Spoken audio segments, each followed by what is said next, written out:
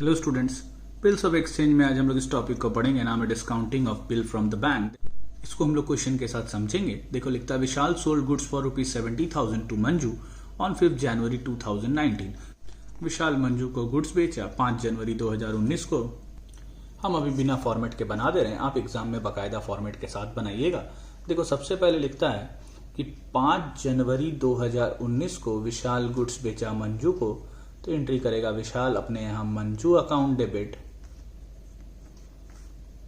To sales account. Vishal के यहां entry होगा Manju account debit to sales account. Goods बेचा है 70,000 का।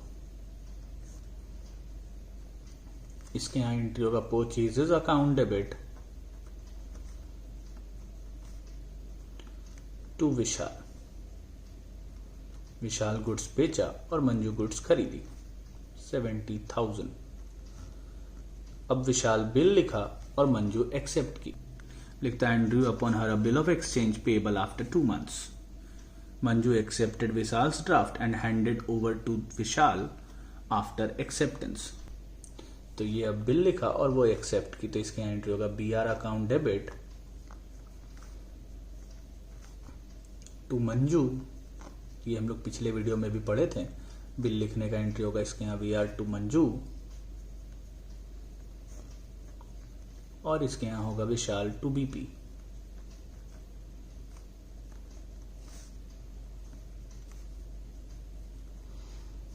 बिल में स्टार्टिंग का एंट्री सारे क्वेश्चंस में सेम ही होता है, इसलिए धीरे धीरे ये याद हो जाता है। तो सबसे पहले ये गुड्स बेचा, ये गुड्स खरीदी, फिर ये बिल लिखा, ये एक्सेप्ट की। बिल है 2 महीने का, तो ड्यू डेट आएगा 5 जनवरी से 2 महीना यानी 8 मार्च को। अब मान लो विशाल को बिल का जो पैसा है वो तो मिलेगा 2 महीने के बाद, लेकिन विशाल को अभी पैसे का जरूरत पड़ गया, तो विशाल के पास ऑप्शन है कि वो जाकर अपने बैंक को वो बिल दे दे और बैंक से पैसा अभी ले ले। इसको कहते हैं डिस्काउंटिंग ऑफ बिल। क्यों? क्योंकि आप बिल, विशाल जो है बिल लेकर जाएगा बैंक के पास, बिल बैंक को हैंड ओवर कर देगा और बोलेगा देखो ये बिल है, इसका पैसा हमको मंजू से 2 महीने के बाद मिलेगा, ये बिल आप रख लो और इसका पैसा हमको अभी दे दो। तो बैंक उस बिल का पैसा विशाल को अभी दे देगा, लेकिन पूरा नहीं देगा, कुछ काट के देगा। इसलिए इसको कहते हैं डिस्काउंटिंग ऑफ बिल।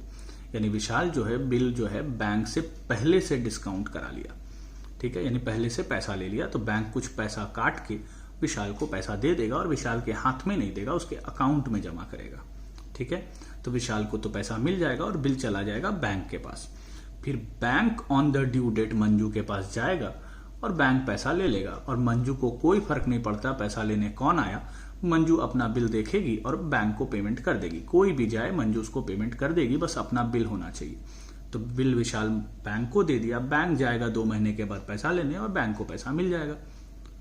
तो देखो लिखता क्या है, Vishal immediately discounted the bill with his bank at 12% per annum. यानी विशाल उसी दिन बिल को बैंक से डिस्काउंट करा लिया।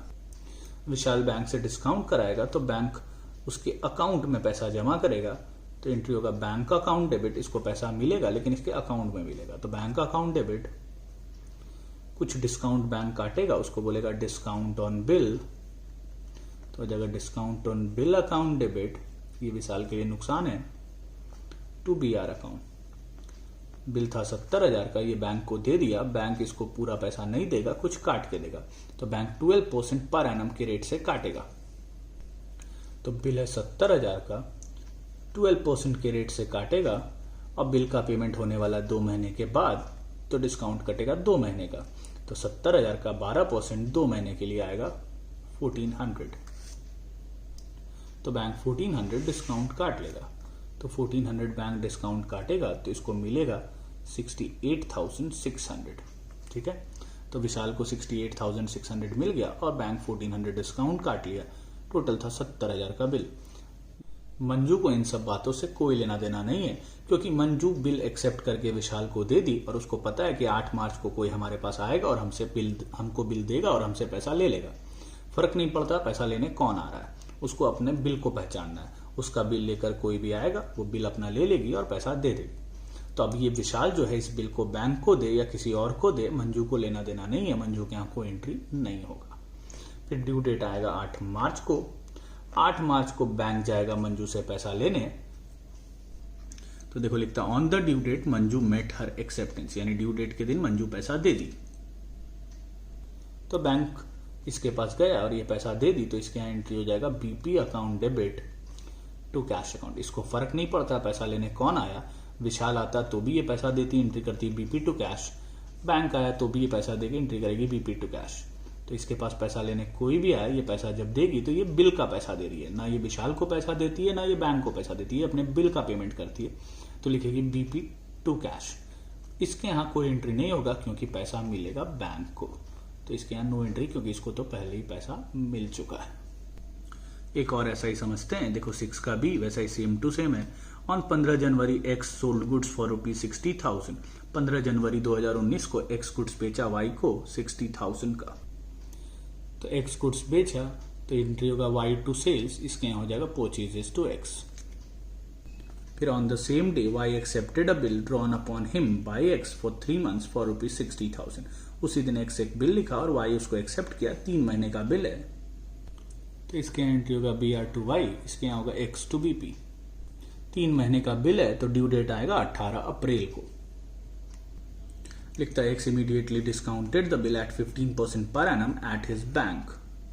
एक्स जो है इस बिल को जाकर बैंक को दे दिया और बैंक से इमीडिएटली पैसा ले लिया, तो होगा bank account debit discount account debit to B R account. यहां लिखेंगे डिस्काउंट ऑन बिल। 60,000 का बिल है, ड्यू डेट आएगा 3 महीने के बाद, डिस्काउंट का रेट है 15%, तो 3 महीने का डिस्काउंट निकालेंगे। तो 60,000 का बिल, 15% रेट ऑफ डिस्काउंट, 3 महीने का बिल है, 3 महीने बाद आएगा ड्यू डेट। ठीक है, यहां क्योंकि इमीडिएटली डिस्काउंट करा लिया तो 3 महीने का बिल है तो 3 महीने का डिस्काउंट निकालेंगे। मान लो ये डिस्काउंट कराता 1 महीने के बाद, 15 जनवरी की जगह 15 फरवरी को डिस्काउंट कराता, तो फिर बचता 2 महीना। तो यहाँ डिस्काउंटिंग रेट जो निकालते हैं हम लोग 60,000 का 15%, वो 2 महीने के लिए निकालते हैं, यानी पैसा मिलने में जितना दिन बाकी रहेगा उतने दिन का डिस्काउंट होता है। डिस्काउंट आया 2250, ये लिखते हैं 2250, तो यहाँ हो गया 57,750। इसको इन सब बातों से कोई मतलब नहीं है, ये एक्स को बिल एक्सेप्ट करके दिया, अब एक्स वो बिल किसको देता है, इससे वाई को कोई लेना देना नहीं है। अब लिखता Y made the bill on maturity, मतलब ड्यू डेट के दिन वाई जो है बिल का पेमेंट कर दिया। ड्यू डेट आया 18 अप्रैल को, वाई पेमेंट कर देगा, तो वाई पेमेंट किया तो एंट्री होगा बीपी टू कैश।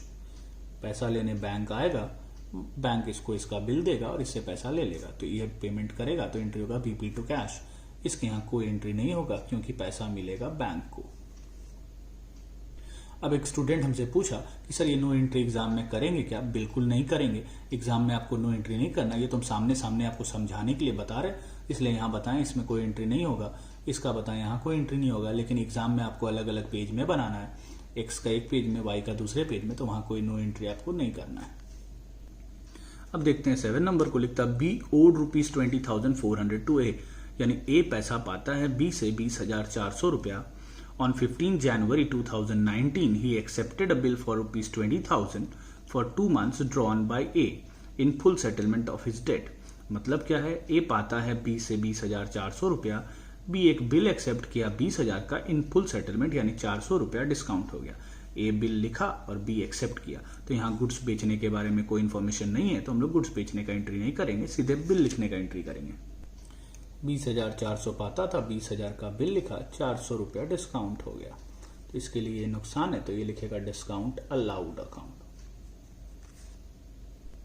ये बिल एक्सेप्ट किया तो ये करेगा A's account to BP account, 400 रुपया इसको डिस्काउंट मिला तो ये लिखेगा डिस्काउंट रिसीट। अब बिल का ड्यू डेट आएगा 2 महीने के बाद, तो 2 महीना होगा 18 मार्च को।